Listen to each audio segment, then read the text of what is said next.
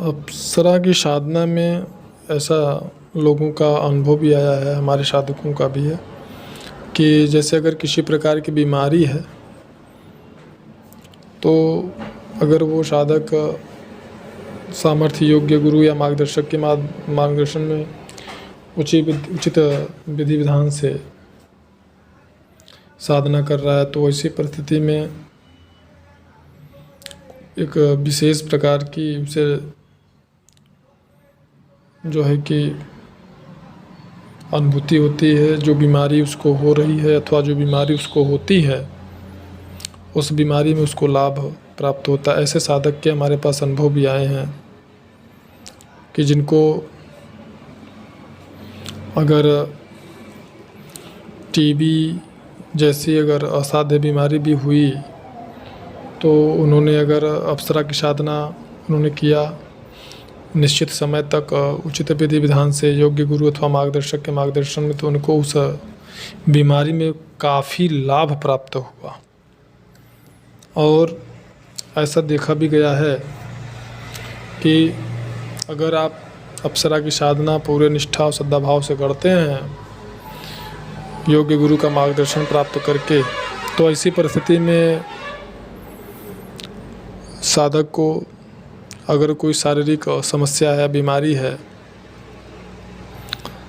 जो कि कुछ ऐसी बीमारियां होती हैं जैसे कि मान लीजिए कि पाइल्स की बीमारी है, जो है कि बवासीर जैसी समस्या अगर है, तो ऐसी परिस्थिति में भी उन्हें बहुत ज़्यादा हद तक लाभ प्राप्त होता है। और ये पूर्णतया सत्य है।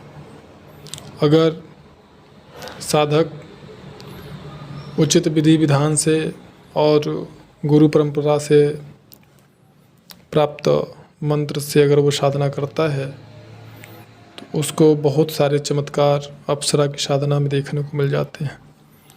और अगर ऐसे ही सोशल मीडिया अथवा यूट्यूब से प्राप्त ज्ञान के आधार पर वह साधना करता है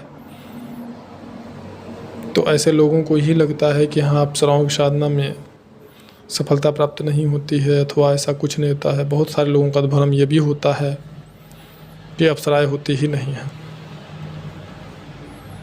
जबकि अप्सराओं के होने का प्रमाण हमारे शास्त्रों में, वेदों में, उपनिषद, यहाँ तक कि घर घर प्राप्त होने वाली, उपलब्ध होने वाली किताब जो आदिशक्ति की सप्तशती की किताब है, जो नवरात्रि महापर्व पे दुर्गा सप्तशती का जो अनुष्ठान अथवा पाठ किया जाता है, उस किताब में भी अप्सराओं के होने का प्रत्यक्ष जो है कि प्रमाण मिलता है लिखित रूप से। और वो किताब कितना प्रभावशाली होता है, उसके एक एक शब्द जो होते हैं वो मंत्रों के समान ही माने जाते हैं।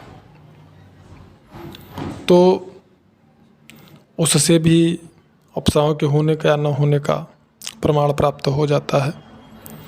यहाँ पे समझने की बात है कि आपने साधना किस आधार पे किया, किसके माध्यम से किया, किस तरीके से किया। अगर आपने एक साधक के, एक गुरु के मार्गदर्शन में साधना किया तो आपको बहुत कुछ प्राप्त हो जाता है। और अगर आप स्वयं कहीं से भी जानकारी प्राप्त करके, यहाँ तक कि लोग ये भी बताते हैं कि अप्सरा के यंत्र को आप स्वयं ही निर्माण कर लीजिए, अप्सरा की साधना में गुरु की आवश्यकता ही क्या है। तो आप स्वयं ये समझ सकते हैं कि यंत्र का निर्माण जो व्यक्ति आपको स्वयं बोल रहा है कि आप खुद कर सकते हैं, तो यह समझने वाली बात होगी कि क्या वो गुरु है अथवा मार्गदर्शक है अथवा व्यापारी है। यह निर्णय स्वविवेक से करने का प्रसंग है, बिंदु है। तो जब सब कुछ आप ही कर सकते हैं तो फिर गुरु की आवश्यकता ही नहीं है। तो इस प्रकार से करते हैं तो फिर आपको कितना लाभ होगा इस कुछ कहा नहीं जा सकता।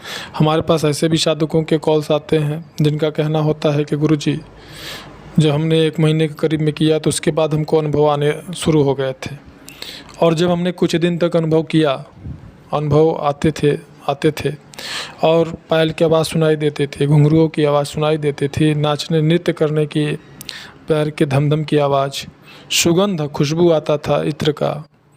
और कुछ दिन बाद वो सारे अनुभव बंद हो गए, अब सारी अनुभूति बंद हो गई। तो क्यों? क्योंकि आपने बिना गुरु की साधना किया ना। इस वीडियो में इतना ही, मिलते हैं नेक्स्ट वीडियो में, तब तक के लिए धन्यवाद।